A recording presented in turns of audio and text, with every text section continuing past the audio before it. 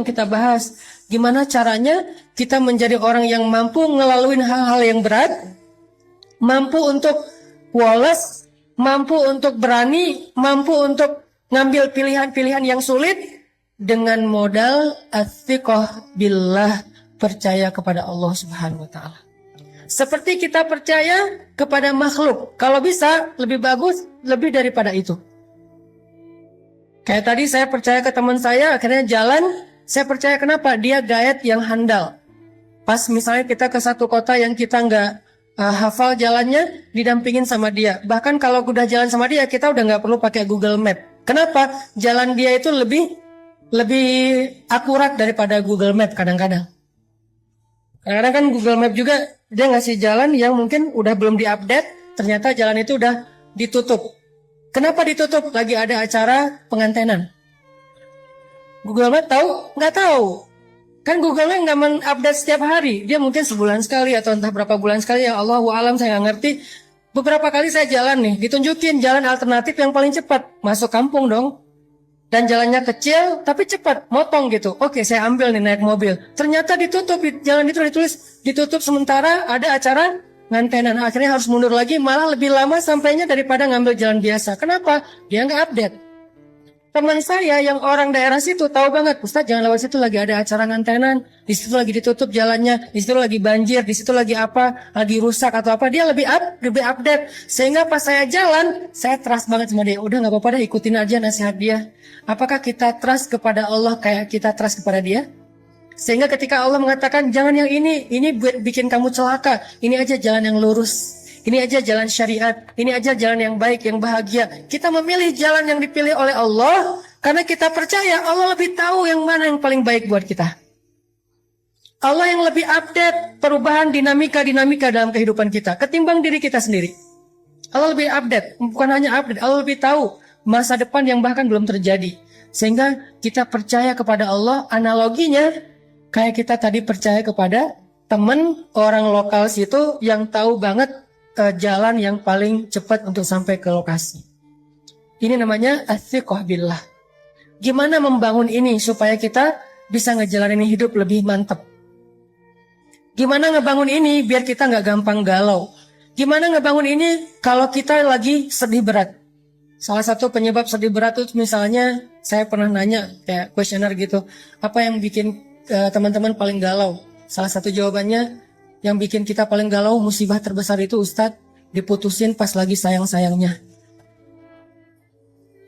Itu paling galau buat sebagian orang. Ada lagi yang paling galau, kemarin ada yang bilang, bikin musibah terbesar dalam hidup saya, Cristiano Ronaldo pindah ke Juventus gitu. Itu musibah paling besar gitu. Ada lagi apa, misalnya macam-macam kan jawaban orang mah.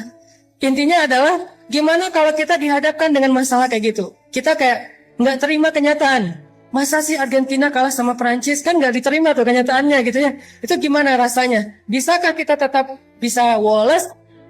Dan dalam contoh yang lebih rumit mungkin dalam kehidupan kita pribadi, bisakah kita tetap woles? Gimana rasanya? Gimana caranya woles ketika kita di grup, tadi lagi rame nih di grup WA kita nih. Kita masuk grup geng SMA misalnya, atau geng SMP, atau SD, atau TK, atau playgroup lah, terserah. Jadi ada grup nih, satu geng, terus kayak ada yang broadcast sesuatu, yang lain pada respon gitu kan, chat rame apa, kita ngeliat oh banyak chat nih, kita masuk, begitu kita komen yang tadi rame tiba-tiba senyap. Itu gimana perasaannya? Perasaan tadi lagi heboh gitu, segala macam, ada yang habis masak terus posting, gua masak ini loh, yang lain pada mau, pas kita, waduh pinter masak ya, diem. Sekali kayak gitu. Besok heboh lagi kita komen, diam lagi. Sampai akhirnya diamnya seminggu, 2 minggu, itu grup sepi. Ternyata apa yang terjadi? Mereka bikin grup baru dan cuman kita doang yang gak dimasukin ke grup itu. Itu gimana perasaan kita?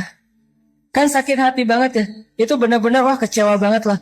Akhirnya kita bukan hanya live group, kita del semua kontak mereka. Cuman satu kontak yang udah di del tapi masih keinget. Gak bisa move on soalnya. Jadi di del dari handphone tapi di dalam benak masih keinget aja. Kenapa? Soalnya dulu saya yang beli kartu prabayarnya. Intinya teman-teman, gimana kita mengkondisikan rasa di hati kita kalau kita lagi diuji kayak gitu. Kalau kita lagi diuji dengan ujian zulzilu, diguncang perasaan kita. Dengan celaan orang, dengan makian orang, dengan teman-teman yang ngejutekin kita, dengan teman-teman yang ngebully kita, dengan teman-teman yang ngediamin kita di grup dan seterusnya, dengan teman-teman yang tiba-tiba unfollow kita, dengan teman-teman yang tiba-tiba nge-haters kita di komen. Gimana kita ngejalaninya? Satu-satunya yang bikin kita kuat adalah athiqah billah. Udah serahin aja sama Allah. Serahin aja sama Allah. Karena kalau Allah udah turut ikut campur, itu udah luar biasa. Lebih bagus cara Allah daripada cara-cara kita. Ini yang dibangun lewat belajar iman. Belajar tajdidul iman, athiqah billah. Coba teman-teman renungkan lagi kisah hijrah Nabi Sallallahu Alaihi Wasallam. Ada yang unik dalam hijrah Nabi itu. Saya kadang-kadang berpikir, kalau baca sejarah sirah itu kan saya suka mencoba mengimajinasikan sirah ya. Gak suka baca sirah sekedar data perang Badar 313 lawan 1000. Nabi lahir tahun ini, kemudian menikah tahun ini, usia sekian. Ini data sejarah, belum menjadi persepsi sejarah. Harusnya sejarah itu membangun persepsi kita, cara berpikir, bukan hanya sekedar wawasan dan data. Cuman adegan biasa. Saya coba memikirkan, kenapa ya Nabi hijrahnya sama Abu Bakar? Ada orang bilang, gak usah tanya, ya udah emang kayak gitu. Bukankah sejarah Rasulullah itu adalah untuk orang-orang yang berpikir? Afala ta'qilun qul siru fil ardi summanzuru, perhatikan kenapa Rasulullah SAW hijrahnya dengan Abu Bakar. Kenapa Nabi nggak hijrah bareng dengan Umar aja biar aman? Kan gitu ya. Coba lihat gimana Umar hijrah. Umar sebelum hijrah posting. Captionnya, ya ahla Makkah, ya ma'syara Quraisy. Wahai penduduk Mekah, wahai pemuka Quraisy, dimention satu-satu. @Abu_Jahal, @Abu_Lahab. Semuanya diposting apa? Dimention sama dia satu-satu tuh banyak banget yang dimention. Abu Jahal, Abu Lahab, Abu Sufyan. Pokoknya semuanya dimention. Fa'lamu anni muhajir. Ketahuilah saya mau berhijrah. Itu Umar. Mau hijrah aja posting. Siapa yang pengen istrinya jadi janda, anaknya jadi yatim, tunggu saya di bukit belakang itu.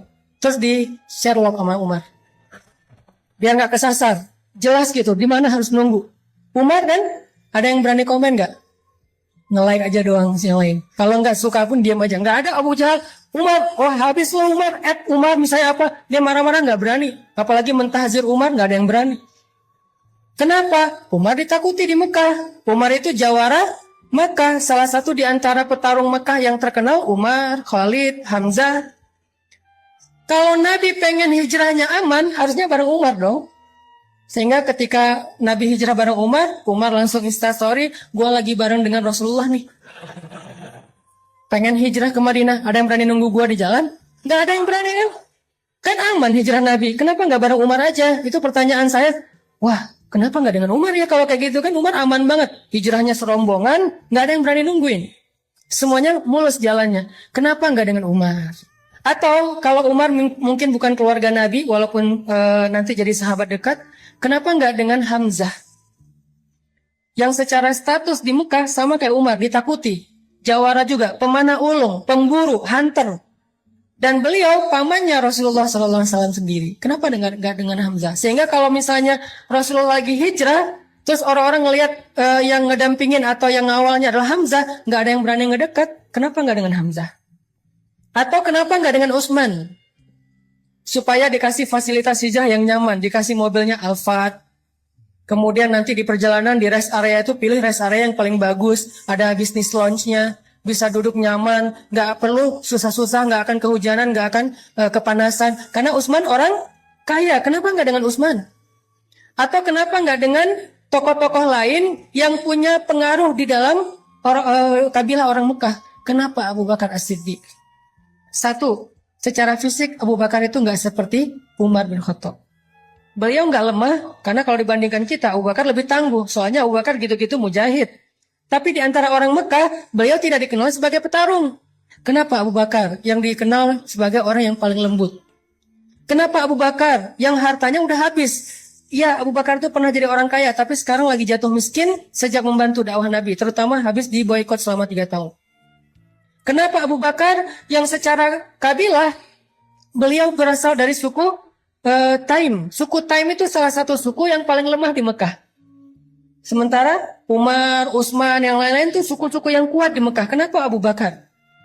Supaya Rasulullah SAW mengajarkan kepada kita tentang as-siqah billah, bukan as-siqah bi Umar, bukan as-siqah bi Khalid, bukan as-siqah bi Hamzah, bukan as-siqah bi Uthman, bukan as-siqah bi Abdurrahman bin Auf, tapi as-siqah billah. Hijrah nggak dikawal oleh orang-orang yang tangguh, nggak difasilitasi atau di-endorse oleh Utsman bin Affan, tapi hijrah murni mengandalkan pertolongan dari Allah Subhanahu wa taala. Itulah pelajaran dalam hijrah Nabi. Sehingga yang dibawa Abu Bakar As-Siddiq. Kenapa Abu Bakar? Karena di antara semua umat Islam, bukan sahabat aja, semua umat Islam, iman Abu Bakar itulah yang paling kuat. Sampai Nabi mengatakan kalau ditimbang iman Abu Bakar di satu timbangan, iman umat Islam di satu timbangan, maka iman Abu Bakar lebih berat. Maka yang diajak Nabi untuk berhijrah itu adalah sebaik-baik teman yang paling taat kepada Allah, yaitu Abu Bakar As-Siddiq. Hijrah nih bareng dengan Abu Bakar. Diam-diam Ali disuruh tungguin rumah Nabi, tidur di tempat Nabi. Jalan bareng Abu Bakar malam-malam ketika orang udah pada tidur. Terus jalannya kemana? Ikhtiar. Nggak langsung ke Madinah, malah menjauh dari kota Madinah, masuk ke dalam sebuah lubang yang kita kenal dengan Gua Sur. Sembunyi di dalam gua itu. Kemudian bikin skenario. Nanti Asma binti Abu Bakar nganterin makanan setiap hari kepada Rasulullah. Kemudian Abdurrahman kalau nggak salah, atau Abdullah anaknya Abu Bakar, yang mencari tahu berita tentang orang Mekah ada apa. Dia jadi kayak jasus, jadi kayak agen gitu. Kenapa Nabi begitu rumit mau hijrah aja? Padahal kalau hijrah bareng Umar nggak serumit itu. Ini Nabi lagi ngajarin kita tentang trust kepada Allah SWT. Hijrah kita walaupun maknanya berbeda, kita tidak pindah dari satu tempat ke tempat yang lain, tapi kadang punya resiko yang sama, teman-teman. Setelah kita hijrah, kita ditinggalin teman-teman, ditinggalin geng di masa lalu kita. Setelah kita hijrah, kita jadi nggak punya pendapatan, penghasilan sebesar yang sebelumnya. Setelah kita hijrah, kita jadi malah mungkin dengan keluarga mulai agak ada cekcok, dengan pasangan mulai renggang kayak gitu-gitu. Ini adalah resiko-resiko ketika kita mengambil pilihan yang rumit, yang sulit dalam hidup kita. Apakah kita berani melakukannya karena as-siqah billah, percaya kepada Allah?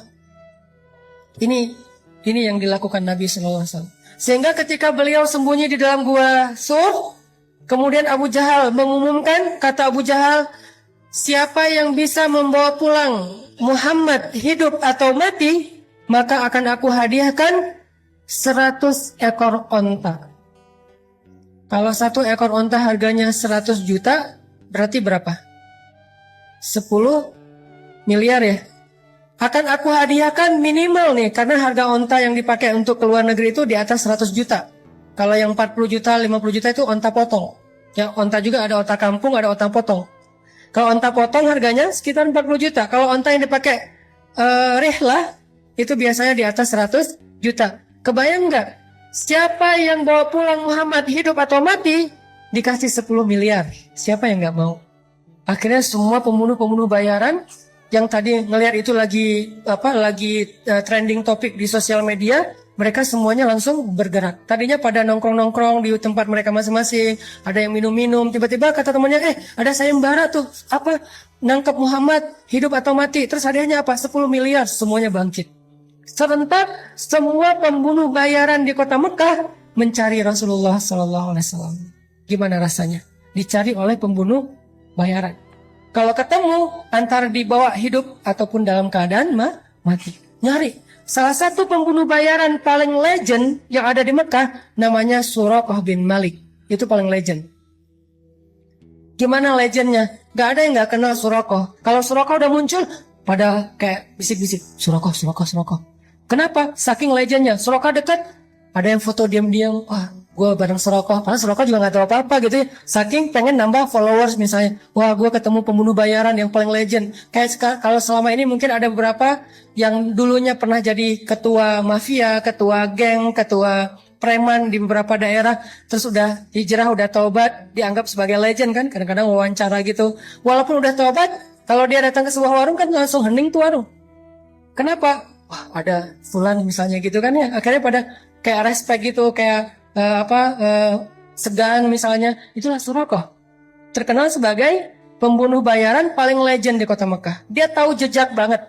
Dia pembaca jejak. Dia bisa tahu, ini jejak udah berapa lama ngelewat jalan ini. Kalau masih basah, mungkin beberapa menit yang lalu. Kalau udah kering, mungkin udah seharian. Berarti jarak mereka sekarang udah sekitar berapa kilo. Bahkan Suraqah bisa tahu jejak onta atau kuda yang di atasnya itu laki-laki atau perempuan. Orang dewasa atau anak-anak. Duduknya normal atau meronta-ronta sebagai tawanan perang. Dia bisa tahu jejaknya acak, hancur, atau jejaknya rapi. Jadi kalau di atasnya meronta-ronta, jejaknya agak acak gitu. Dia bisa tahu banget. Dan kemana arahnya. Sehingga kalau Suraqah udah keluar dari sarangnya, sulit untuk selamat dari pengejaran Suraqah. Itu sama lebih dahsyat daripada mungkin anjing pelacak atau siapa yang jago-jago kayak gitu. Ini Suraqah. Wah, Suraqah. Hebat kota Mekah. Suraqah mencari Muhammad. Jadi trending topik di Twitter semuanya ngomongin Suraqah nyari Muhammad. Semua orang heboh, viral di mana-mana. Akhirnya Nabi dengan Abu Bakar sembunyi di dalam Gua Thur. Beneran ternyata Suraqah akhirnya datang ke Gua Thur, berdiri bersama sekelompok para pemburu tepat di mulut gua, dan Nabi ada di bawah kaki mereka. Kalau mereka ngelihat ke bawah kakinya sedikit aja, udah ketahuan tuh Nabi dengan Abu Bakar di dalamnya. Waktu itu Abu Bakar galau. Gimana pun Abu Bakar soleh, beriman, orang yang siddiq, tapi beliau manusia. Sedikit-sedikit kadang-kadang muncul sifat manusianya galau. Abu Bakar bukan penakut. Abu Bakar tidak takut atas keselamatan dirinya. Abu Bakar takut akan keselamatan kekasihnya Rasulullah SAW. Sehingga Abu Bakar bilang, ya Rasulullah, gimana ini? Kalau nanti mereka ngeliat ke bawah kaki mereka, kita ketahuan, nanti Rasulullah ditangkap. Sementara mereka ada ratusan orang, semuanya senjata lengkap, dan itu pemburu bayaran. Mereka itu pembunuh, sementara kita nggak punya senjata apa-apa. Gimana ya Rasul, gimana? Kita cuma berdua, mereka banyak. Nabi dengan tenang menasihati Abu Bakar dengan kata-kata apa? Ya Abu Bakar, ma zannuka bisnain? Allahu salisuhuma. Ya Abu Bakar, kenapa kamu pikir kita cuma berdua? Bukankah Allah yang ketiga? Coba nasihat Rasulullah SAW. Ya Abu Bakar, ma zannuka bisnain? Allahu salisuhuma. Kenapa kamu berpikir kalau kita tuh cuma berdua, Abu Bakar? Kalau berdua, oke, kita takut. Tapi bukankah Allah yang ketiga? Baru Nabi mengatakan, la tahzan, innallaha ma'ana. Jangan khawatir Abu Bakar, Allah bersama kita. Seketika itu juga Abu Bakar tenang. Ala bidzikrillah. Ini arti dari ayat tersebut. Ala bidzikrillahi tatma'innul qulub. Bukankah ketika kita mengingat Allah hatinya harusnya menjadi tenang? Itu ciri orang yang beriman. Ketika kita galau, tenang aja ada Allah. Tenang, berarti masih beriman. Ketika kita ada sesuatu yang membuat kita khawatir, resiko atau ancaman, tiba-tiba kita bilang, ya udah deh, serahin aja sama Allah. Tenang, berarti dia orang yang beriman. Kenapa? Innamal mu'minun idza dzukirallahu wajilat qulubuhum wa idza tuliyat 'alaihim ayatuhu zadatuhum imana wa 'ala rabbihim yatawakkalun. Orang beriman kalau disebut nama Allah langsung tergerak hatinya untuk makin mantap. Wajilat itu hatinya bergairah kembali. Yang tadi itu udah kayak udah mau mati tuh, hatinya udah lemah, tiba-tiba bergairah lagi, detak jantungnya udah mulai normal lagi. Kenapa? Ada nama Allah. Terus kalau dibacakan ayat-ayat nasihat, misalnya la tahzan innallaha ma'ana, terus ayat yang lain tabarakalladzi biyadihil mulk, dan seterusnya, dia bertambah zadatuhum gimana? Makin yakin sama Allah. Hasilnya apa? Wa 'ala rabbihim yatawakkalun. Ya udah serahin aja deh sama Allah. Itu mukmin. Sehingga Abu Bakar awalnya galau dikit terhadap keselamatan Rasulullah. Rasulullah mengatakan, ya Abu Bakar, ma dhannuka bisnain? Allahu salisuhuma. Kenapa kamu pikir kita cuma berdua, Abu Bakar? Kan ada Allah yang ketiga. La tahzan, innallaha ma'ana. Gak usah khawatir Abu Bakar, Allah bersama kita. Langsung tenang Abu Bakar. Inilah teman-teman yang disebut dengan athiqah billah. Bisakah adegan ini kita terjemahkan dalam kehidupan kita sehari-hari? Dalam semua masalah kita, pilihan hidup, kemudian rasa tidak nyaman di dalam hati, kekhawatiran kita tentang masa depan, ketika kita lulus kuliah mau kerja apa, ketika kita mungkin dikeluarkan dari sebuah pekerjaan, atau kita harus memilih resign duluan karena nggak cocok dengan pekerjaan itu, atau yang sekian banyak, apakah kita bisa diingatkan dengan nama Allah oleh seseorang, pasangan mungkin, teman mungkin. Kalau istri kita bilang, "Pak, gak usah khawatir, Allah tahu apa yang papa lakukan. Allah pasti bersama papa." Alhamdulillah, tenang jadinya ya. Teman kita bilang, "Udah tenang aja bro, serahin aja sama Allah." Alhamdulillah, saya serahin aja sama Allah. Itulah mukmin, dan itulah orang yang nanti di akhirat akan termasuk di antara 70.000 orang di antara hamba Allah yang masuk surga bi ghairi hisab wala azab. Masuk surga tanpa ada sidang, tanpa ada siksaan, langsung masuk surga. Manhum ya Rasulullah, siapa mereka ya Rasulullah? Salah satunya selain orang-orang yang la yatatayyarun, wala yaskun, wala yastarkun, wala yarkun, dan seterusnya. Yang terakhir apa? Wa ala rabbihim yatawakkalun. Orang yang selalu berserah kepada Allah SWT. Ats-tsiqah, percaya sama Allah. Bisa nggak teman-teman kita kayak gitu dalam hidup kita? Seberapa kuat percaya kita sama Allah? Cara ngukurnya gini. Kalau saya ambil benda kayak gini nih, dalam keadaan normal, ini buah salak, saya lempar ke atas, ada nggak teman-teman yang masih berpikir buah ini nggak akan jatuh ke bawah? Kalau saya lepaskan ini, kira-kira ada yang berpikir nggak akan jatuh Ustadz, saya ragu itu bisa jatuh. Ada? Ada yang meragukan bahwa ini akan jatuh ke bawah? Tidak kan? Semua kita yakin yang namanya benda kalau kita lempar ke atas pasti jatuh ke bawah. Seberapa besar yakin kita terhadap benda itu pasti jatuh ke bawah? 90%? 100%? Karena coba bandingkan dengan yakin kita kepada Allah. Harusnya yakin kita kepada pertolongan Allah seyakin kita kepada benda yang kalau dilempar pasti jatuh ke bawah. Gak mungkin gak? Kalau bisa lebih dari itu lebih keren. Segitu aja tuh udah keren. Bisa gak kita segitu yakinnya sama Allah? Tenang aja udah, kalau sama Allah beres. Kalau sama Allah gampang, kalau sama Allah pasti bagus, kalau sama Allah itu pasti ada jalan keluar, kalau sama Allah itu pasti bahagia, kalau sama Allah itu yakin, saya yakin benda yang kalau kita lempar ke atas pasti jatuh ke bawah, tidak ada satu ruang dan celah pun untuk ragu. Itu baru ats-tsiqah billah. Kalau kita udah ada di tahapan itu, kita akan melihat banyak sekali keajaiban-keajaiban Allah terjadi dalam hidup kita. Sampai ke tingkat seperti itu. Nanti kalau udah sampai di situ, baru kita latih lebih dari itu. Sehingga para sahabat radhiyallahu anhum, kalau Nabi nanya sesuatu kepada mereka, jawaban mereka selalu Allahu wa rasuluhu a'lam. Ada onta, misalnya Nabi nanya, itu onta berapa kakinya? Mereka ngelihat dengan matanya, kaki onta ada 4. Tapi jawaban mereka apa? Allah dan Rasul lebih tahu berapa kaki onta. Kalau Nabi bilang 5, sadaqallahu wa rasul, benarlah Allah, benarlah Rasul. Kenapa? Saking yakinnya kepada Allah dan Rasul. Ini namanya ats-tsiqah. Dan ats-tsiqah inilah yang selalu menjadi modal kemenangan, kesuksesan, kebahagiaan, dan keberuntungan orang-orang yang beriman dalam banyak kesulitan.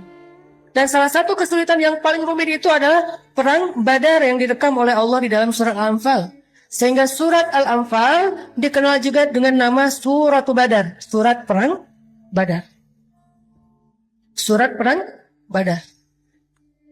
Sebelum Allah Subhanahu wa Ta'ala memberi kejutan-kejutan kemenangan dalam Perang Badar, Allah pengen nguji dulu ats-tsiqahnya para sahabat kepada Allah. Coba teman-teman buka deh surat Al-Anfal. Biar kita nanti bisa ulang-ulang di dalam bacaan kita atau di rumah. Bahwa surat ini adalah surat ngajarin kita tentang akidah challenge. Ini salah satu contoh akidah challenge di surat Al-Anfal. Coba lihat ayat 7. Coba lihat ayat 7. Surat Al-Anfal. Surat Al-Anfal itu surat ke-8 ayat 7. Ini akidah challenge nih di ayat 7. Ketika para sahabat dikasih pilihan sama Allah. Apa kata Allah? وَإِذْ يَعِدُكُمُ اللَّهُ إِحْدَى الطَّائِفَتَيْنِ أَنَّهَا لَكُمْ وتودون أن غير ذات الشوكة تكون لكم ويريد الله أن يحق الحق بكلماته ويقطع دابر الكافرين.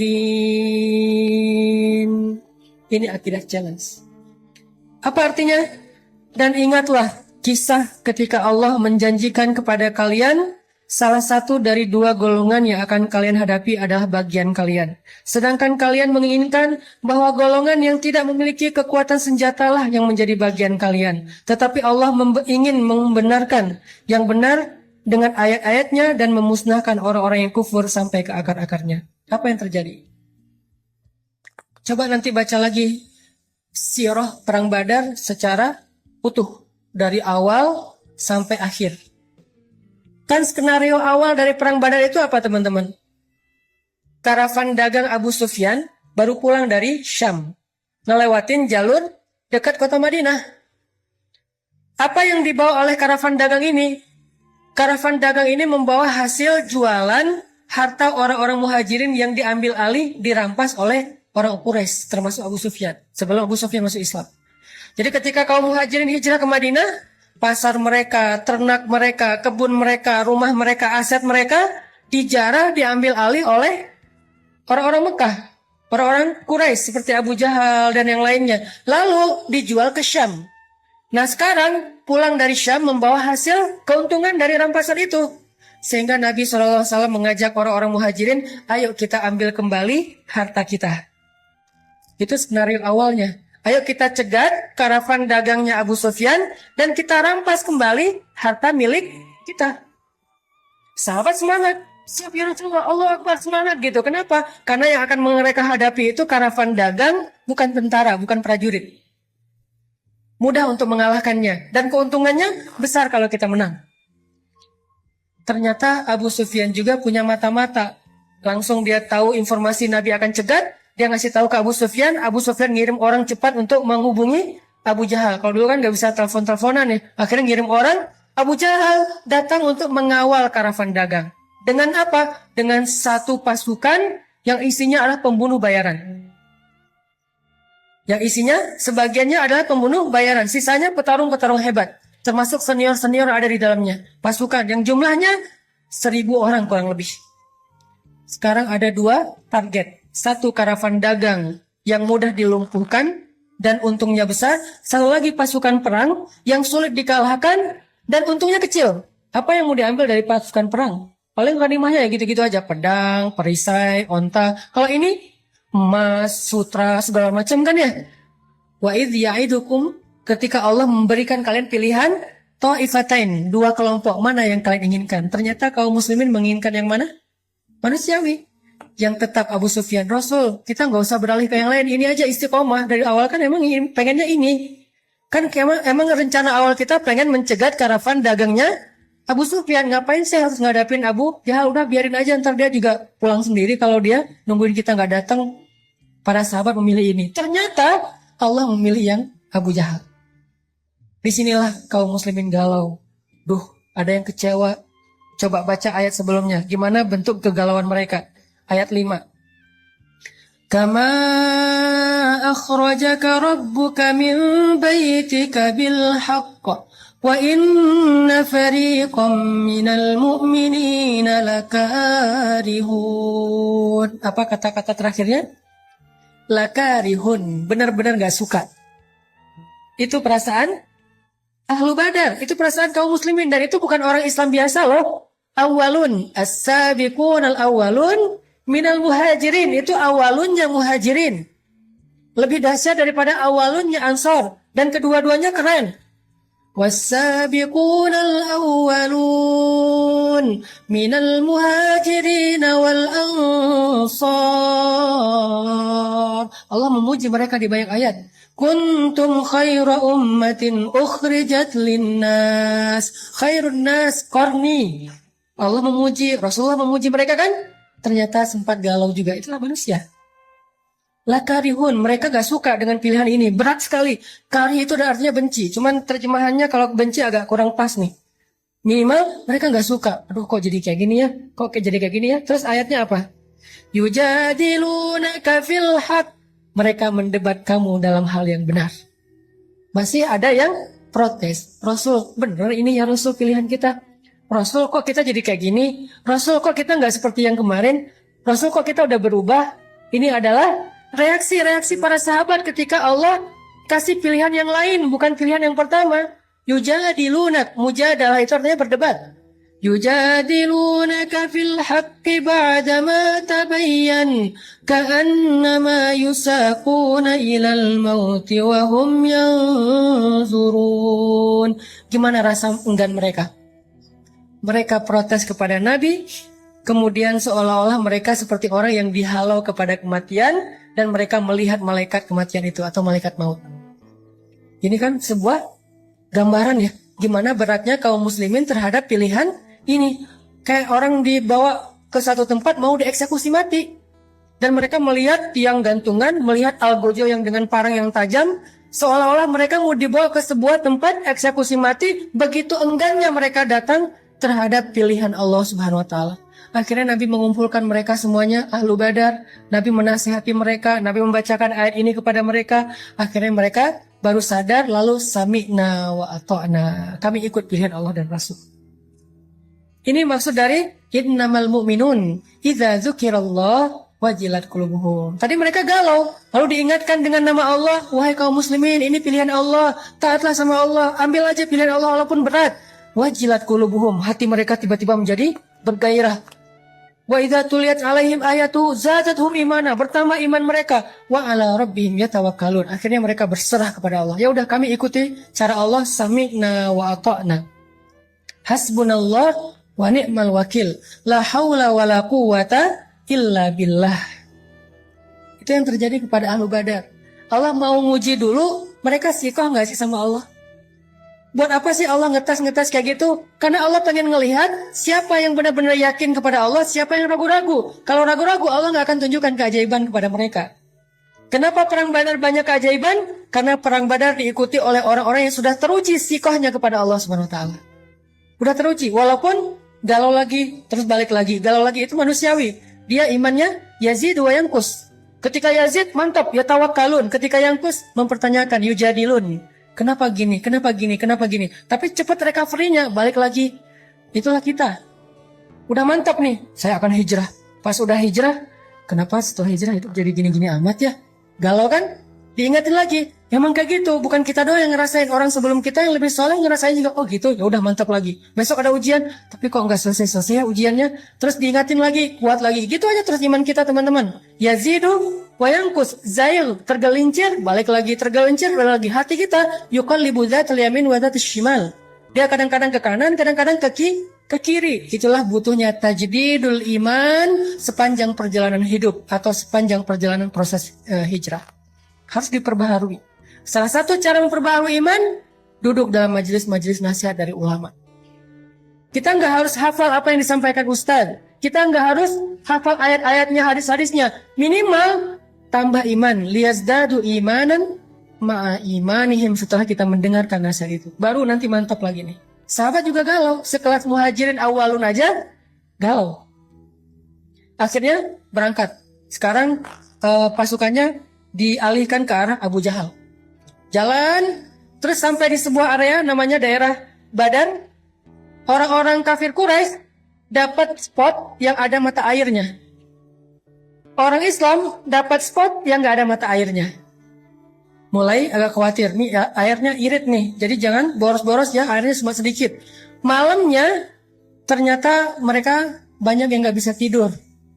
Gimana besok ya? Ini kan perang kita pertama banget dalam sejarah umat Islam, kan perang pertama Badar ya. Mereka kayak, gimana ya besok perang ya? Gimana ya besok perang? Sementara kamu jurus itu udah bisa belum? Belum. Jurus pedang misalnya belum. Kan baru juga latihan kemarin, tiba-tiba langsung tarung. Sementara yang di sebelah sana tuh petarung semua.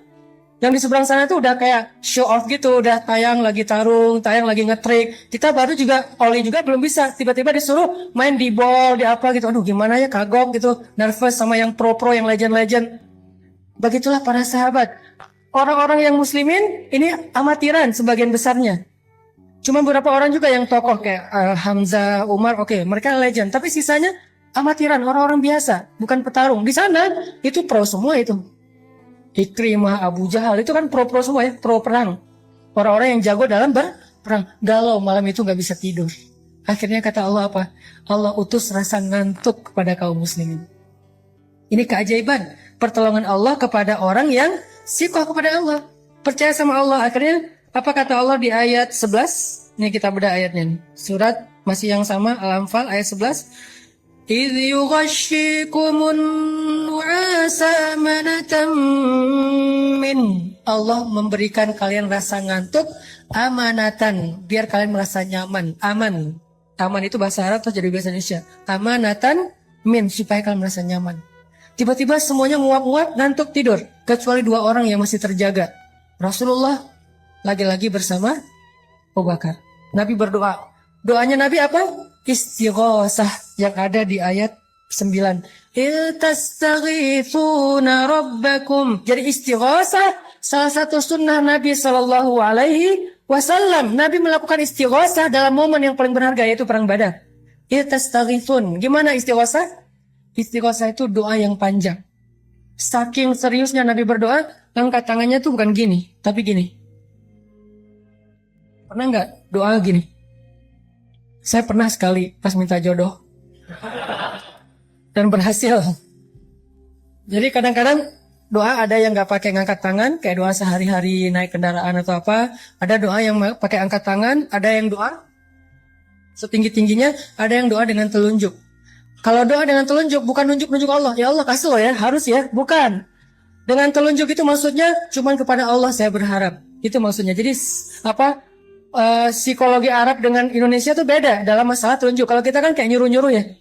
Karena ada ya Allah bukan ya Allah harus ya. Nih benar ya, bukan. Tapi ya Allah iya karena abudu wa iya karena stan itu maksud dari nelunjuk. Jadi Nabi kadang berdoa nggak angkat tangan, kadang berdoa mengangkat tangan, kadang berdoa sampai angkatnya tinggi, kadang menelunjuk. Semua itu sunnah Nabi, tidak perlu dibenturkan antara satu dengan yang lain. Semuanya bisa dilakukan. Dan waktu itu Nabi beristighosah, mengangkat tangan setinggi mungkin sampai rida beliau jatuh, diangkat lagi oleh Abu Bakar, jatuh lagi, menangis semalaman. Sementara sahabat semuanya tertidur pulas gara-gara Allah menenangkan mereka dengan ngantuk. Ini pertolongan. Jadi kalau kita serahin urusan kita kepada Allah, Allah akan nolong kita. Pertama yang ditolong apa? Jiwa kita. Ketika kita punya masalah, yang akan pertama Allah lakukan bukan diselesaikan masalah kita, tapi dikuatkan hati kita. Itu kalau kita percaya sama Allah. Sehingga orang di luar yang gak paham ngelihat, dia udah capek berdoa, masalahnya masih gitu-gitu aja, gak selesai, dia gak tahu. Kalau dia ngadapin masalah itu, mungkin dia udah KO dari awal. Tapi kenapa orang ini kuat? Karena Allah kuatkan hatinya. Itulah pertolongan Allah yang pertama. Jadi bisa dibilang UGD-nya. Jadi penanganan pertamanya ketika dimasukin ke UGD itu, kalau kita langsung diinfus, langsung kayak ada apa jantungnya, atau diapain gitu penanganan awal, itulah yang dilakukan Allah ketika kita dalam keadaan darurat. Yang pertama ditolong itu adalah jantung kita. Gimana menolong jantung? Dikuatkan hati kita dalam menghadapi masalah itu. Bukan segera masalahnya selesai. Karena kayak kita sakit juga, nggak langsung sembuh pas datang ke UGD sembuh, enggak. Tapi jantungnya diselamatkan dulu, nafasnya diselamatkan dulu, kemudian darahnya diselamatkan dulu. Nanti sembuhnya setelah seminggu. Tapi minimal dia udah ditolong gitu. Nah Allah juga nolong kita kayak gitu teman-teman. Di awal ketika kita percaya sama Allah, ya Allah saya lagi ada masalah, tapi Engkau lah yang maha kuasa atas segala sesuatu. Saya tenang ada Engkau ya Allah. Saya mengandalkan Engkau banget ya Allah. La haula wala quwata illa billah. Hasbiyallahu wa ni'mal wakil. Udah, setelah itu Allah akan tolong hati kita. Gimana ditolong hati? Kalau dalam konteks surat Badar, mereka tertidur semuanya, tenang hatinya. Kita juga bisa gitu, kadang-kadang kenapa ya akhir-akhir ini saya gampang ngantuk, soalnya habis diputusin. Jadi gampang ngantuk, itu cara Allah, soalnya habis lagi banyak utang, jadi tidur aja kerjaannya. Soalnya misalnya lagi banyak yang ngebully, akhirnya dia gampang tidurnya nyenyak, malah makin dibully makin nyenyak tidurnya. Kenapa? Sebelum tidur minum Neozat misalnya. Yang jelas, tidur kadang adalah solusi dari Allah untuk hamba-hambanya. Sehingga dia dibikin tenang. Salah satu yang dikasih solusi tidur siapa? Ashabul Kahfi. Allah tidurkan mereka. Ternyata yang ditidurkan tuh bukan cuma Ashabul Kahfi, Ahlu Badar juga ditidurkan oleh Allah. Ini ayatnya. Idh yughashshikumun nu'asa amanatan min. Cuman tidurnya nggak sampai 300 tahun. Tapi pesan moralnya sama. Tidur yang membuat mereka nyaman. Amanatan, menjadi tenang mereka. Selesai sudah masalahnya? Belum. Setan juga nggak nyerah, teman-teman. Habis itu setan datang dalam mimpi mereka. Jadi tadi setan gak bisa yuwaswis ketika mereka sadar karena Allah bikin mereka ngantuk. Sekarang setan yuwaswis ketika mereka tidur. Masuk dalam mimpi mereka satu-satu setan. Kan setan itu ya jerima jerodam kan. Dia ngalir dalam aliran darah manusia. Dia bikin mimpi sahabat tuh jadi mimpi basah. Maaf. Akhirnya sebagian besar sahabat malam itu saking nyenyak tidur bangun-bangun dalam keadaan janabah junub. Mimpi basah. Siapa yang ngerjain itu? Setan. Kok usah nyalahin setan? Emang salah? Soalnya apa? Siapa suruh jadi setan? Satu-satunya suuzon yang berpahala adalah suuzon kepada setan. Dan satu-satunya husnuzon yang berdosa adalah husnuzon kepada setan. Usah jangan salahin setan, kasihan. Setan gak ada apa-apa kok. Enggak, itu husnuzon kepada setan gak boleh. Harus suuzon. Kayak Yusha, muridnya Musa. Ketika jalan touring bareng dengan Musa mau nyari guru kan, Khidir, terus tiba-tiba di tengah jalan ikan yang dipegang sama Yusha berenang lagi padahal udah mati, terus Yusha lupa nyeritain itu ke Musa. Jalan pas udah lapar, Musa bilang mana ikan kita? Aduh saya lupa. Apa kata-kata Yusha dia dalam ayat itu? Wa ma ansanihu illa asyaitanu an adzkurah. Tidak ada yang membuat saya lupa akan peristiwa itu kecuali setan tuh, kata Yusha. Apakah Musa bilang, kok kamu nyalahin setan sih, nyari kambing hitam deh? Enggak kan? Kenapa? Karena setan emang untuk disalahin. Jadi ketika ada dua orang, teman sahabat, cowok cewek, dan bukan mahram ya. Mereka, salah satunya, misalnya si cowoknya nelfon, aku antarin ya. Jangan deh, aku tunggu jemputan aja. Tapi lama, gak apa, aku antarin kok. Kamu gak percaya sama aku. Bukan gak percaya sama dia, gak percaya sama setan. Jadi kalau kita menjaga hubungan kita jarak dengan lawan jenis, walaupun dia sahabat karib kita, ipar kita, sepupu kita bukan gak percaya sama dia, kita percaya banget sama dia, tapi kita gak percaya sama setan. Itu analogi berpikirnya. Sehingga jangan sampai kita menganggap teman kita yang gak mau jalan bareng kita, gak mau semobil dengan kita, seolah-olah dia kayak ngeraguin kita. Bukan. Jangan suzon dulu, jangan menjudge. Karena dia sangat yakin sama kita, sangat percaya sama kita, tapi dia sangat ragu kepada setan yang ada di antara kita. Sehingga dua orang yang sama-sama soleh bisa aja tergelincir, bukan karena niat buruk, tapi karena mereka memberi kesempatan kepada setan untuk menggoda mereka. Akhirnya setan datang, sahabat pada mimpi, basah, janabah, pas bangkit dari tidurnya, mereka harus mandi junub. Sementara air kurang. Ini gimana nih, kita harus mandi junub tapi nggak ada air. Mulai galau yang kedua nih, galau yang ketiga. 3 kali galau. Gimana kita akan berperang? Katanya ini perang suci tapi kita kotor. Katanya kita akan menghadapi musuh sementara kita juga najis. Gimana ini? Galau berat. Akhirnya Allah turunkan apa teman-teman? Hujan. Luar biasa ya cara Allah nolong. Coba lihat ayatnya. Masih ayat 11. Wa yunazzilu 'alaikum minas samaa'i ma'an liyutahhirakum bih wa yudhiba 'ankum rijzasy syaitan. Allah turunkan air dari langit sehingga para sahabat tiba-tiba langsung bisa mandi janabah di bawah hujan dan mereka bertakbir Allahu Akbar, Allahu Akbar. Dan hujan itu anehnya lokal banget. Cuman di campnya para sahabat doang. Camp seberang tuh nggak hujan. Yang camp seberang gini aja. Kok di sana hujan sih? Yang di sini hujan, di sana kering. Itu kayak gitu banget cara Allah ngasih rezeki ya. Keajaiban ini muncul gara-gara dari awal mereka sudah lulus ujian atiqah billah. Jadi kalau kita memulai satu urusan kita dengan thiqah billah, udah serahin aja. Lika-likunya tuh Allah ya akan ngasih kejutan. Banyak banget kejutan-kejutan indah. Udah selesai di situ belum? Udah pada mandi, udah pada segar, malah lebih segar daripada sebelum tidur gitu ya. Udah segar banget. Pas mau menghadapi musuh, mereka ngelihat musuh ini tangguh-tangguh dengan, kan kaum muslimin dalam perang Badar yang pakai kuda itu cuma 2 orang kalau nggak salah, sisanya jalan kaki. Sementara musuh sebagian besarnya pakai kuda dan onta. Pakai perisai, pakai baju besi, pakai pedang yang lebih panjang, lebih gede daripada kaum muslimin. Kan gentar juga nih ngelihat musuh yang gagah-gagah. Gagah-gagah juga ya. Akhirnya apa? Allah tolong lagi. Tiba-tiba pas mereka ngelihat ke langit, mereka ngelihat barisan cewek-cewek. Maaf, bukan. Barisan malaikat. Barisan malaikat berbaris di langit. Jangan lihat ke atas. Saya aja yang udah punya pasangan. Insya Allah aman. Ntar gak dibukain pintu. Ternyata pas ngeliat ke langit, itu udah banyak barisan malaikat. Jadi menurut saya, perang Badar yang paling benar itu logikanya bukan 300 lawan 1000. Karena kaum muslimin itu bukan 300 orang. 300 orang plus 1000 malaikat. Jadi perang Badar itu yang benar adalah 1300 lawan 1000. Karena ditambah malaikat. Sebetulnya satu malaikat juga cukup loh kalau kita mau berpikir logis ya. Allah ngapain sih banyak-banyak, ngirim satu aja udah cukup lah. Untuk ngalahin musuhan cuma dihembus aja kan habis ya. Kenapa sampai 1000? Karena tujuan malaikat diturunkan bukan cuma untuk membunuh musuh, tapi menenangkan kaum muslimin. Kayak gitu banget kan Allah memperlakukan orang yang beriman. Dikirim 1000 malaikat yang turun berduyun-duyun, pakai ikat kepala hijau, kemudian pakai jubah putih, kemudian mereka menyambar dengan cepat seperti angin, sehingga kaum muslimin ngeliat, perang belum mulai kok udah pada duluan sih. Malaikat duluan yang jalan. Aktif banget nih malaikat gitu ya, luar biasa. Sehingga kaum muslimin ya udah kan ngopi-ngopi dulu kalau bahasa kita ya. Udah duluan malaikat aja kalau bahasa kita nih. Jadi intinya kayak gitu banget Allah memperlakukan kaum muslimin. Kenapa? Athiqah billah. Pokoknya udah serahin aja sama Allah, hidup kita bakalan nyaman banget.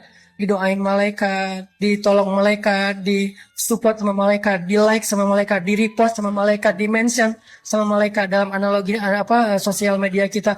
Itu banget kalau kita percaya sama Allah.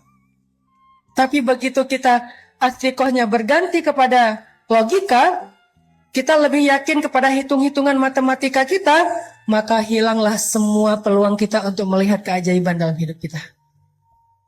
Bisa dibilang perang Badar itu hampir kaum muslimin tuh gak ikut perang. Cuman dikit doang perangnya, sisanya malaikat yang sebetulnya berperang. Coba nanti baca kisah perang Badar dari angle musuh. Jadi yang dibaca jangan cuman versi orang Islamnya, jangan cuman versi riwayat kita. Coba baca Nat Geo-nya mereka deh. Nat Geo-nya musuh. Ternyata menurut musuh-musuh yang nantinya akhirnya masuk Islam, mereka bilang, Alhamdulillah saya selamat hari itu. Itu kejadian luar ngeri banget. Waktu itu saya berada di pasukan musuh, saya belum dapat hidayah. Ketika kita akan berperang dengan kaum muslimin, yang kita lihat itu bukan kaum muslimin, tapi deretan makhluk yang memakai ikat kepala hijau. Mereka turun dari langit menyambar kami. Tiba-tiba saya menutup kepala dan mata saya hanya mendengar teriakan teman-teman saya yang dipenggal oleh para malaikat. Ketika saya membuka mata saya melihat tubuh teman-teman saya sudah terkapar di atas tanah. Itu kerjaan siapa? Bukan kerjaan kaum muslimin, malaikat. Kaum muslimin datang udah beres. Beres. Beres nih, diberesin sama malaikat. Kenapa? Athiqah billah. Percaya aja sama Allah, beres. Gak ada yang sulit kalau Allah udah ikut campur. Inilah pentingnya kita ngandelin Allah dalam masalah kita, dalam hidup kita, dalam hajat-hajat kita, dalam cita-cita kita. Saya punya cita-cita secara pribadi dalam urusan dakwah. Yang 3 tahun yang lalu orang menganggap itu berlebihan. 3 tahun yang lalu orang menganggap itu nggak mungkin. Salah satunya adalah gimana menghijrahkan teman-teman motor. Kalau dulu namanya geng motor. Kalau sekarang udah jadi ormas. Gimana pemerintah juga nggak bisa segala macam. Alhamdulillah bukan karena saya hebat, karena Allah terlibat. Akhirnya Allah bujuk hatinya, Allah ikat hatinya. Tiba-tiba mereka jadi senang kepada masjid, senang kepada ilmu, senang kepada ta'lim. Itu kenapa? Karena kita melibatkan Allah. Program pemerintah kalau nggak melibatkan Allah susah. Program sosial nggak melibatkan Allah susah. Gimana pun teorinya rumit. Pemerintah bikin regulasi apa segala macam untuk masalah sosial apa susah. Termasuk nanti mempersaudarakan 2 supporter bola yang sering tarung, itu nggak cukup dengan program pemerintah, nggak cukup dengan program dari PSSI, nggak cukup dengan program Menteri Sosial, harus pakai program dakwah. Kenapa? Di dalam program dakwah lah Allah terlibat. Dan mereka semuanya punya hati, dan yang memegang hati mereka itu jemari-jemari Allah. Jadi kalau pengen hati mereka diikat, fa'allafa baina qulubikum fa'asbahtum binikmati ikhwana. Caranya gimana? Wal takum minkum ummatun yad'una ilal khair wa ya'muruna bil ma'ruf wa yanhauna 'anil munkar. Lewat dakwah itu keajaiban terjadi. Jadi saya percaya banget nih, antara beberapa supporter bola di Indonesia yang selama ini mungkin sering ada masalah, bisa diikat hati mereka bahkan jadi ikhwana, bersaudara. dengan media dakwah. Kenapa? Di dalam media dakwah itu Allah terlibat untuk menggenggam hati hamba-hambanya. Buktinya, berapa ratus tahun orang-orang Aus dengan Khazraj berperang di Madinah. Tiba-tiba datang Nabi, dengan izin Allah mereka menjadi Ansor. Gimana antara Muhajirin dan Ansor yang gak saling kenal, tiba-tiba menjadi lebih erat daripada saudara kandung. Siapa yang bekerja di balik ini semuanya? Allah Subhanahu wa Ta'ala. Ternyata banyak hal yang saya pengen cerita. Ini cerita benar-benar saya alamin ya. Mudah-mudahan ini jadi makin bikin kita yakin. Hidup kita itu kan emang kalau kita melibatkan Allah itu jadi mudah ya. Susahnya hidup kita itu karena kita jarang melibatkan Allah. Kecuali udah mentok. Kalau dari awal kita nge-mention Allah dari awal itu apa? Bismillah. Di tengah-tengah kita masih terus nge-tag Allah. Ya hasbi Allah, la haula wala quwata illa billah, berdoanya ke Allah. Kalau kita ngelibatin Allah dari awal dalam hidup kita, pertama Allah akan kuatkan hati kita, kedua Allah akan bereskan urusan kita. Dan itu bukan cuma terjadi kepada Imam Ahmad bin Hambal yang saya pernah cerita. Bukan cuma pernah terjadi kepada Uwais Al-Qarani, tabi'in yang pernah saya cerita. Tapi juga terjadi kepada 3 teman saya. Yang satu anak Batam namanya AG, anak skateboard. Satu lagi anak Jakarta model namanya Agi. Satu lagi driver ojek online di Bandung. Ini 3-tiganya nih baru saya alami sekitar beberapa waktu yang lalu. Kalau yang ojek online sekitar sebulan yang lalu. Kalau yang Agi baru 2 minggu yang lalu saya ngalamin. Apa ceritanya? Melibatkan Allah dalam semua harapan kita.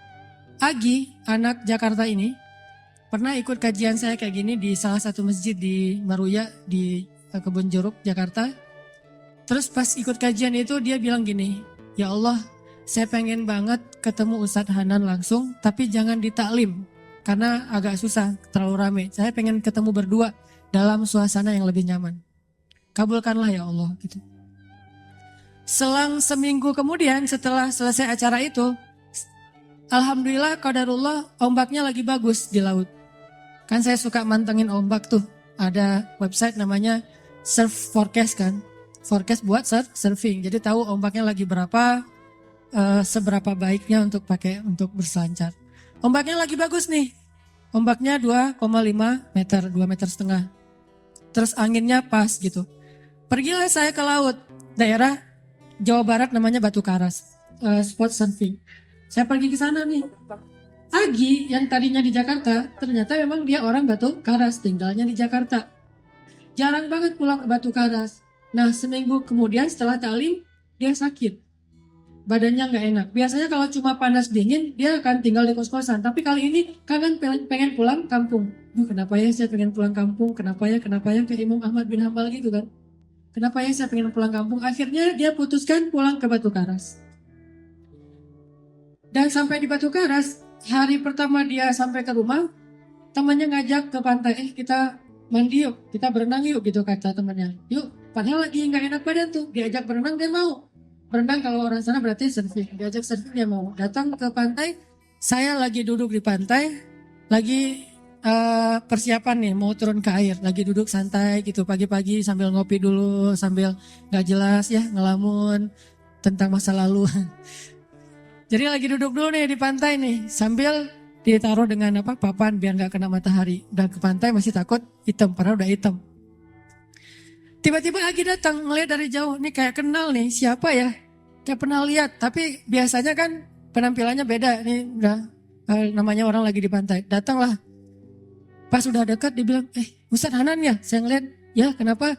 Saya jemaah Ustadz Hanan di Maruya, Kebun Jeruk minggu yang lalu. Oh iya, Kebun Jeruk minggu lalu emang ada taklim.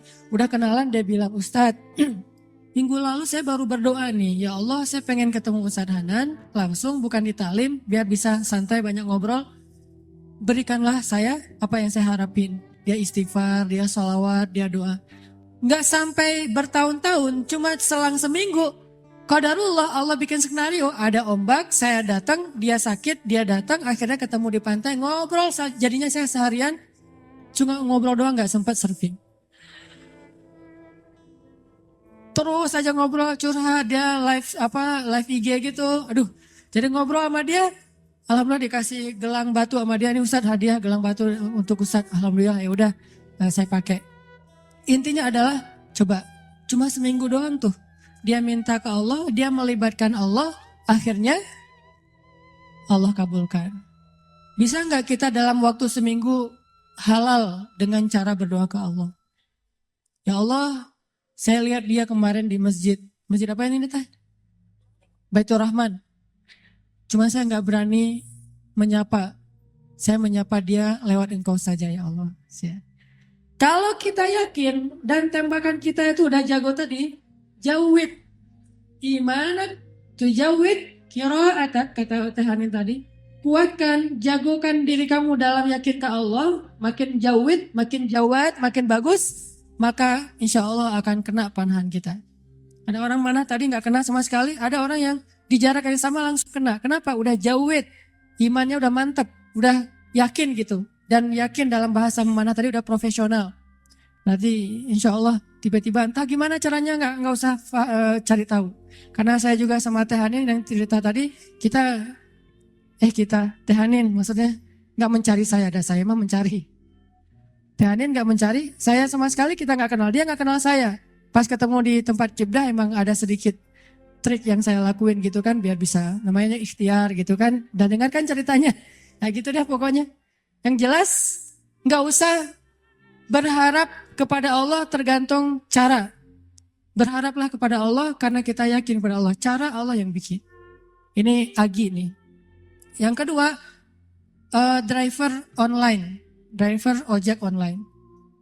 Saya waktu itu ada rapat di Pemuda Hijrah, namanya Masjid Pemuda Hijrah itu Al-Latif. Ada rapat di Al-Latif dan saya lagi malas nyetir, akhirnya naik ojek online. Pergilah ke Masjid Al-Latif. Dari pagi zuhur saya ngimamin di masjid, cuman pakai baju biasa. Terus asar juga ngimamin. Pas sudah selesai asar, saya mau pulang, saya order lagi nih ojek online. Saya order, ada yang ngambil. Saya naik ojek. Di tengah jalan dia nanya, Mas sering sholat di masjid itu? Kata dia. Lumayan, saya bilang. Ya itu masjid ramai banget ya. Kalau taklim ramai banget tuh, penuh dengan anak muda. Ya alhamdulillah, saya bilang. Terus dia bilang lagi, ada tuh di situ tuh imam muda, bacanya bagus banget. Orang Aceh. Siapa ya namanya? Saya bilang Muzammil. Oh ya Muzammil. Oh ya. Kenal sama dia? Ya lumayan, saya bilang. Dari tadi lumayan aja semuanya. Mas suka ikut talim juga di situ? Kadang-kadang saya bilang. Dia nggak ngeh sama sekali. Lama-lama dia mulai curiga, dia nanya, apa tadi ada kegiatan apa? Nggak, cuma ada rapat aja sama teman-teman. Teman-teman DKM maksudnya iya. Mas tadi ngimamin sholat zuhur ya? Kata dia. Iya, kata saya. Mulai curiga kan dia. Asar juga? Iya. Oh, Mas namanya siapa? Hanan. Hah? Hanan yang mana nih? Kata dia. Mulai kaget dia kan, mulai panik gitu. Saya bilang Hanan Ataki, langsung oleng tuh motor tuh. Masya Allah, dia kaget sendiri. Dan itu olengnya tuh langsung berhenti pas lampu merah pula. Dia heboh sendiri di lampu merah, bayangin. Ya Allah, Masya Allah. Alhamdulillah, Ustadz tahu nggak? Ternyata ini Ustadz Ataki, ntar dulu saya lihat ke belakang, benar nggak nih? Oh iya benar gitu. Dari tadi kayak Ustadz gak ngomong-ngomong, kata dia, Ustadz tahu nggak, sebulan ini saya selalu beristighfar, berdoa, sholawat. Ya Allah, saya pengen banget ketemu sama itu tuh satu lagi gurunya Muzammil, yang ceramahnya suka di YouTube katanya. Ustadz Hanan Ataki, saya pengen ketemu beliau, tapi susah kalau di taklim. Pengen berduaan, jangan pas rame-rame. Ternyata berduaannya di atas ojek, coba. Dan itu demi Allah kisah nyata teman-teman terjadi. Jadi Imam Ahmad yang pernah kita dengar ceritanya bukan cuma terjadi di Basrah, terjadi juga di Indonesia, terjadi di Jakarta, di Bandung, Surabaya, di Kediri, di mana-mana kalau kita melibatkan sebegitu mudahnya. Padahal dua orang ini saya kira bukan ulama, bukan orang yang mungkin hijrahnya udah lama, baru juga hijrah. Tapi kenapa diperlakukan oleh Allah semudah itu? Bagi Allah orang yang sudah taubat dari dosa seperti orang yang tidak berdosa. Orang yang sudah taubat dari dosa seperti orang yang tidak berdosa. Jadi sama Allah memperlakukan dia seperti Allah memperlakukan kekasih-kekasihnya yang soleh lainnya. Jadi jangan pesimis, jangan putus asa Kalau kita melibatkan Allah, kita akan dikuatkan. Tenang aja, udah tetap la tahzan innallaha ma'ana. Yang terakhir tadi kisah AG. AG ini anak skateboard dari Batam. Dia itu kerja di sebuah perusahaan swasta di Batam, IO gitu. Dia pertama dapat hidayah itu dengerin istrinya dengar booster di YouTube. Mah dengerin apa tuh booster? Ini ada ustadz katanya juga senang main skate walaupun gak bisa sih, cuma senang nemenin doang. Oh, mana? Karena dia senang memang anak skate jadi ngelihat gitu. Oh ini ustadznya, coba dengerin lagi. Oh kirain tadi cewek. Biasalah kayak gitu mah ya. Gak tau jenggotan gini. Udah gitu, oh gimana coba dengerin, nangis. Selama ini dia udah belasan tahun gak sholat. Jangankan sholat sendiri, jangan sholat ke masjid, sholat sendiri aja gak pernah. Bahkan sholat Idul Fitri aja gak pernah. Kan kalau kita minimal sholat Idul Fitri ya, setahun 2 kali lah ya. Walaupun masbuk itu juga. Kenapa masbuk? Kebiasaan kalau Jumatan datangnya kalau khutbahnya udah selesai. Nah Idul Fitri, Idul Adha mah khutbahnya selesai sholat. Wah masih khutbah, ntar aja deh kalau udah selesai. Begitu datang orang udah pada pulang. Loh kok gak sholat sih? Sholat Idul Fitri itu sebelum khutbah. Ini salah dia. Dia gak pernah sholat sama sekali. Tapi tiba-tiba nangis jadi kayak sadar dapat hidayah gitu. Tapi saya pikir emang bukan cuma dia yang dapat hidayah dengerin booster. Saya juga dengerin booster diri sendiri kayak dapat hidayah gitu. Oh benar juga ya kata Ustadz ini. Kok saya dapat hidayah? Kata saya sendiri tuh. Kan ada ceramah saya misalnya sebutlah Allah itu maha baik, Allah segala macam. Saya pas dengar, ya Ustadz itu benar juga dia ngomonginnya tuh. Akhirnya saya dapat hidayah dari diri sendiri. Dia dapat hidayah.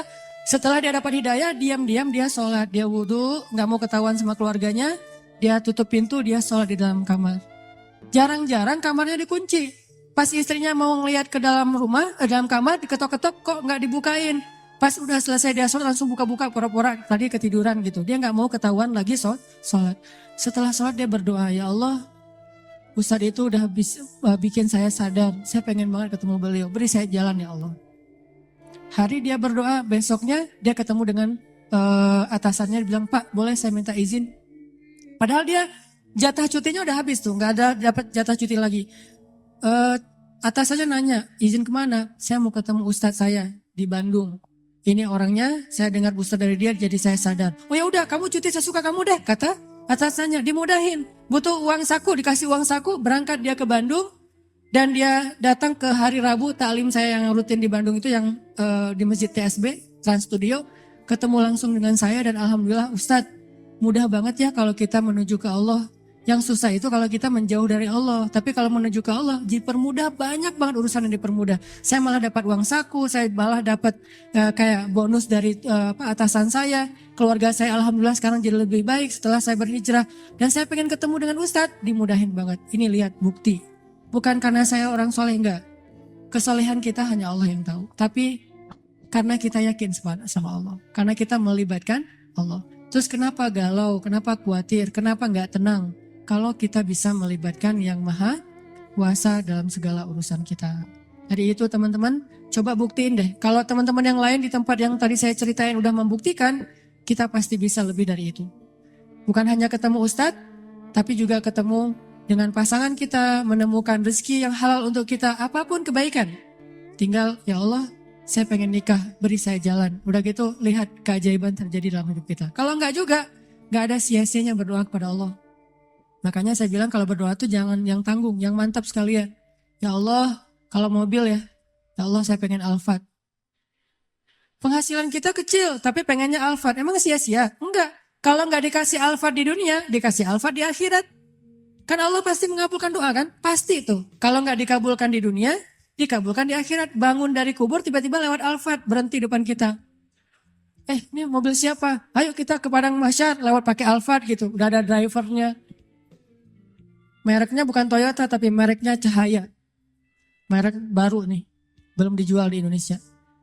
Mereknya Cahaya, kendaraan Cahaya yang lebih nyaman dari Alphard, jalan ke Padang Mahsyar. Kenapa saya dapat kendaraan ini ya Allah? Karena dulu kamu pengen banget punya mobil Alphard di dunia, tapi aku tidak memberikannya di dunia karena itu tidak baik untuk kamu, tapi aku berikan di akhirat. Apa sia-sianya berdoa kepada Allah?